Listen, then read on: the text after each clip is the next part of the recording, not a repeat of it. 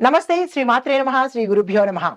ఖగోళ శాస్త్రంలో, జ్యోతిష శాస్త్రంలో చాలా చాలా మార్పులు జరుగుతూ ఉంటాయి. ప్రతి నిత్యము, ప్రతి నిమిషము ఇలాగ మనకి గ్రహాలు కలుసుకోవడము, 2 గ్రహాలు కలవడము, 3, 4 గ్రహాలు కలగడము, ఇలాగ కలయికలో రకరకాల ప్రయోజనాలు ఇవ్వడము.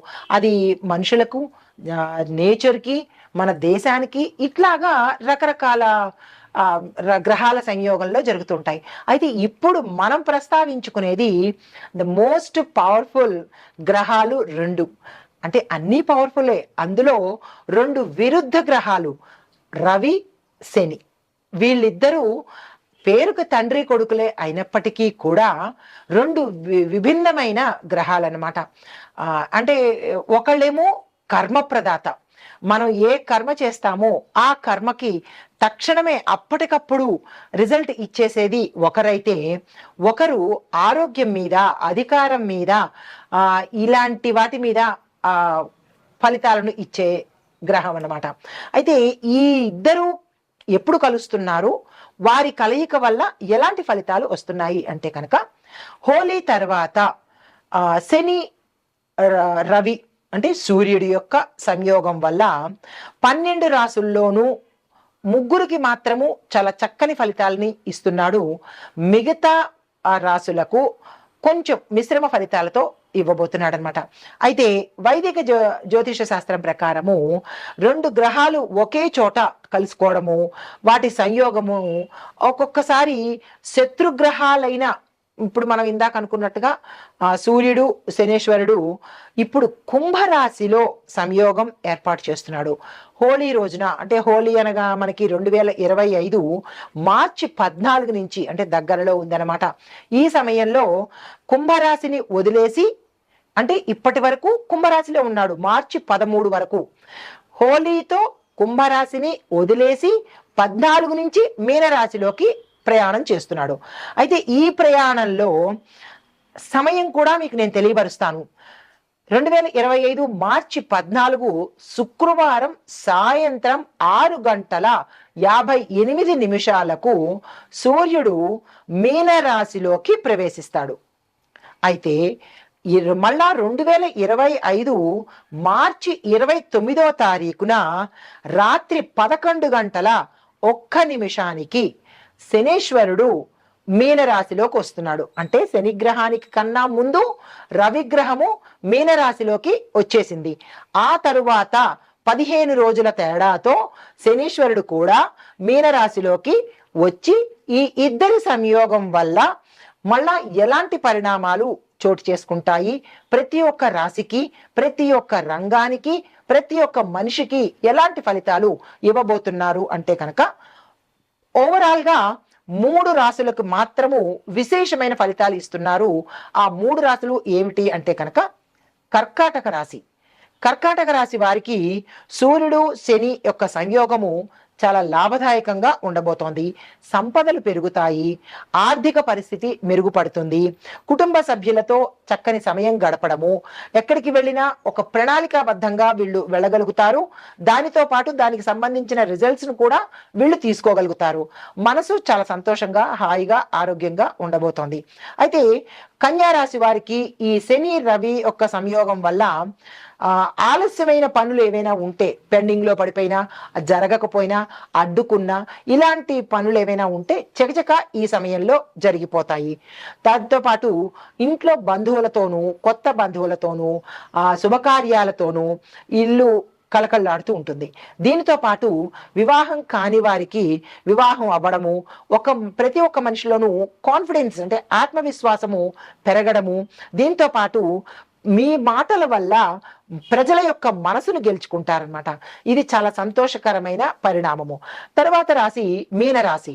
ఈ రాశిలో ఉండే వారికి ఈ శని రవి యొక్క సంయోగం వల్ల అందులోనూ ఈ మీనరాశిలోనే ఈ సంయోగం జరుగుతోంది కాబట్టి ధార్మిక కార్యక్రమాల మీద, దాన ధర్మాల మీద, దైవం మీద ఆధ్యాత్మికంగాను వీళ్ళు ఆసక్తి కలిగి ఉంటారనమాట.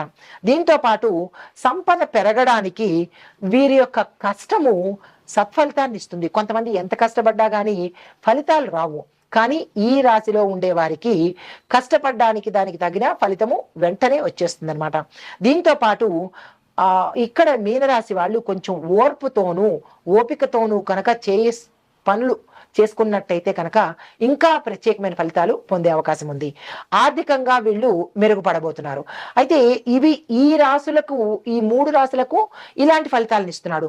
అయితే మరి అంటే ఓవరాల్ గా మరి మేషం నుంచి మీనం వరకు ఈ రాశులను కూడా కలుపుకొని ఒక్కొక్క రంగానికి ఎలా ఉండబోతోంది అనేది ఇప్పుడు చూద్దాం మనం. తదుపరి రాశి ధనస్సు రాశి.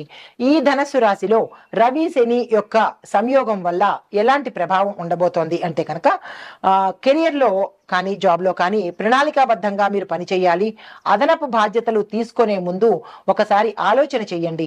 మొహమాటానికి పోయో లేదా ఎవరేదైనా అనుకుంటారో, మీ బాస్ తప్పనిసరిగా మీకు చెయ్యాలి అని ఏదైనా మిమ్మల్ని పొంగించి అంటే మీకు బాగా ప్రైజ్ చేసి మీకు ఆ బాధ్యతలు అప్పచెప్పితే మీరు వెంటనే ఎస్ సార్ అని చెప్పి తీసేసుకోవడమో, లేదంటే తర్వాత మొహమాటానికి ఏదైనా కావచ్చు, కొత్త బాధ్యతలు తీసుకునేటప్పుడు నిర్మొహమాటంగా వ్యవహరించండి. లేదు అంటే ఈ తలనొప్పులు మీకు చాలా సంవత్సరాల పాటు ఉండే అవకాశం గోచరిస్తోంది. అది మొయ్యలేక మధ్యలోనే వదిలేసే అవకాశం కూడా ఉంది. కాబట్టి మొదట్లోనే జాగ్రత్తలు పాటించండి. మొహమాటాన్ని పక్కన పెట్టండి. మీరు చెయ్యగలరా చెయ్యలేరా అనేది ఆలోచించుకుని చెయ్యగలను అంటేనే తీసుకోండి. దాని తర్వాత దానివల్ల వచ్చే స్ట్రెస్, లాభాలు, నష్టాలు, డూస్ డోంట్స్ అన్ని చెక్ చేసుకుని అప్పుడు తీసుకునే ప్రయత్నం చేయండి. లేదు అంటే మధ్యలోనే విరమించుకోవాల్సి వస్తుంది. ఉద్యోగం కూడా పోయే పరిస్థితి గోచరిస్తోంది. అయితే వ్యాపార పరంగా చూసినట్టయితే కొత్త పెట్టుబడులకు అత్యంత అనుకూలమైన సమయం కాదు. కాబట్టి ఈ సమయంలో పెట్టుబడుల జోలికి వెళ్ళకండి. వ్యాపార విస్తరణ చెయ్యకండి. ఇది పారిశ్రామిక, వ్యాపార, వాణిజ్య, వర్తక, వ్యవసాయ రంగాల్లో అందరికీ వర్తిస్తుంది. కాబట్టి కొత్తగా ఏ పని ఈ రోజు చెయ్యకండి. అంటే ఈ సమయంలో చెయ్యకండి. ఇంకా తప్పదు చెయ్యాలి అని అనుకుంటే కనుక మీ జాతక పరిశీలన చేసుకుని మార్పు చేర్పులు చేసుకోవాలనుకుంటే కనుక ప్రతిదీ ఆచితూచి వ్యవహారం చేసుకోండి. ఎందువల్లంటే ఇవి నష్టాలు వచ్చే అవకాశము, సమస్యలు వచ్చే అవకాశము ఈ సమయం కనబడుతోంది. అయితే ఆర్థికంగా చూసినట్టయితే ఆదాయ వ్యయాలు అంటే రాబడి పోబడి రెండూ కూడా సమంగానే ఉన్నాయి. రూపాయి వస్తోంది, రూపాయి పోతోంది అనమాట.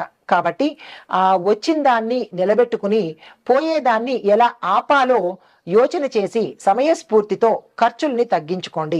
దీంతో పాటు కుటుంబంలో చూసినట్టయితే కుటుంబంలో విభేదాలు వచ్చే అవకాశం ఉంది. మీరు చాకచక్యంగా వ్యవహరించే ప్రయత్నం తప్పనిసరిగా చేయండి. ఎవరికి ఎలా నచ్చచెప్పాలో, ఎవరికి ఏ విధంగా చెబితే తలకెక్కుతుందో ఇలాంటివన్నీ మీరు భుజాన వేసుకుని కుటుంబాన్ని కాపాడుకునే ప్రయత్నం తప్పనిసరిగా తీసుకోండి. ఆరోగ్యపరంగా చూసినట్టయితే జీర్ణ వ్యవస్థకు సంబంధించి, కీళ్లకు సంబంధించినటువంటి సమస్యలు వచ్చే అవకాశం కనబడుతోంది.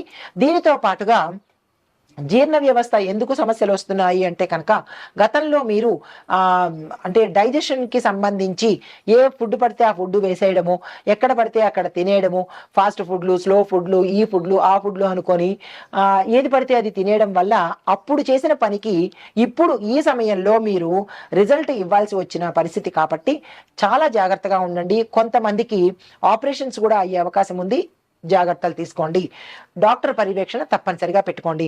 కీళ్ళకు సంబంధించినటువంటి అంటే లెగమెంట్స్ కావచ్చు, జాయింట్స్ కావచ్చు, బోన్స్కి కావచ్చు ఏదైనా వ్యాధులు రావడం కానీ, పడిపోవడాలు కానీ ఇలాంటి ప్రమాదాలు జరిగే అవకాశం ఉంది. జాగ్రత్తలు తప్పనిసరిగా తీసుకోండి. అయితే మీకు చెప్పదగిన పరిహారాలు ఆదిత్య హృదయం తప్పనిసరిగా పారాయణ చేయండి. ఆరోగ్యాన్ని ఇచ్చేది భాస్కరుడు కాబట్టి అంటే సూర్యుడు కాబట్టి సూర్యుడిని ఎక్కువగా పూజ చేయడము, ఎక్కువగా తలుచుకోవడము, ఎక్కువగా ఆ స్వామిని ప్రసన్నం చేసుకునే ప్రయత్నం చేసినట్టయితే అనారోగ్య సమస్యల నుంచి దూరం అయ్యే అవకాశం కనబడుతోంది. అయితే తర్వాత శనేశ్వరుడు, శని కూడా ఉన్నాడు కదా, ఆ స్వామికి ప్రసన్నం చేసుకోవాలి అంటే కనుక ఎక్కువగా స్వామివారిని తలుచుకునే ప్రయత్నం చేయండి. ఇప్పుడా అప్పుడా అని కాదు, ఈ వారము ఆ వారం అని కాదు, తప్పనిసరిగా శనేశ్వరుణ్ణి తలుచుకునే ప్రయత్నం చేయడము, స్వామివారి నామమంత్రం చెప్పుకోవడము, దాంతో పాటుగా రుద్రాభిషేకాలు చేయించుకోవడము, శివాలయాలు దర్శనం చేసుకోవడము, ఆంజనేయ స్వామి ఆలయ దర్శనం చేసుకోవడము. ఈ శని బాధలను తగ్గించేది కేవలము ఆంజనేయ స్వామి, శివుడు తప్ప మరొక్కళ్ళు తగ్గించలేని పరిస్థితి. కాబట్టి ఎవరైతే శనిగ్రహ బాధితులు ఉంటారో వారు తప్పనిసరిగా ఈ 2 ఆలయాలను దర్శించండి, యథాశక్తి పూజించండి, నియమ నిబంధనలు తప్పనిసరిగా పాటించుకోండి. ఇది ఈ రాశి వారికి చెప్పదగిన ఫలితాలు. నమస్తే. అయితే ఇక్కడ ప్రతి రాశి వాళ్ళకి కొన్ని ముఖ్యమైన సూచనలు చెప్తున్నాను. నివారణ కూడా అంటే రెమెడీసు ప్లస్ సూచనలు చెప్తున్నాను. శనివారం నాడు తులసిని దానం చేయండి. నెంబర్ 2, సూర్యుడికి ప్రతిరోజు జలాభిషేకము తప్పనిసరిగా చేసుకోండి. నెంబర్ 3, శనిగ్రహ దోష నివారణ కోసము హనుమాన్ చాలీసా తప్పనిసరిగా పఠించుకోవాల్సిందే. శనీశ్వరుడికి రెమెడీ ఒక్క హనుమంతుడు, శివుడు తప్ప మరి ఏ దేవుడు చెయ్యలేడు. కాబట్టి వీరిద్దరికీ చెప్పినట్టుగా పరిహారాలు చేసుకోండి. తరువాతది, కనీసం నెలకొకసారైనా పితృతర్పణాలు ఇవ్వండి. అంటే మనకి మహాలయ పక్షాల్లో ఇచ్చుకున్నాము, ప్రతి సంవత్సరము తద్దినాలు పెడుతున్నాము. అలా కాకుండా ప్రతి అమావాస్యకో లేదా పౌర్ణమికో లేదా తిథికో మీరు తప్పనిసరిగా పితృలకు అంటే పితృతర్పణాలు ఇచ్చినట్టయితే మీ జాతకంలో పితృదోష సంబంధిత సమస్యలు పోయే అవకాశం కనబడుతుంది. దీనితో పాటుగా శివార్చన, రుద్రాభిషేకము తప్పనిసరిగా చేయించుకుంటే చెడు కర్మల నుంచి నివారణ చెందే అవకాశము కనబడుతోంది. దీనితో పాటు సూర్యుడికి, శనేశ్వరుడికి అంటే ఆదివారము, శనివారము తప్పనిసరిగా ఆలయ దర్శనము ఇది మీ యొక్క దినచర్యలో భాగంగా పెట్టుకొని అక్కడ దాన ధర్మాలు చేసుకోవడం కానీ లేదా పూజలు చేయించుకోవడం కానీ చేసినట్టయితే మన చెడు కర్మల నుంచి విపరీతమైన బాధల నుంచి ఒకంత సానుకూలమైన ఫలితాలు పొందే అవకాశం కనబడుతోంది. ఈ పరిహారాలు ప్రతి రాశి వాళ్ళు అంటే నేను ఇండివిజువల్గా చెప్పే పరిహారాలతో పాటుగా ఈ పరిహారాలను కూడా తప్పనిసరిగా చేసినట్టయితే ఈ సంయోగ కాలంలో ఉపశమనం కలిగే అవకాశము, ఆ 2 గ్రహాల యొక్క అనుగ్రహం కలిగే అవకాశము గోచరిస్తోంది. తప్పనిసరిగా పాటించండి. నమస్తే.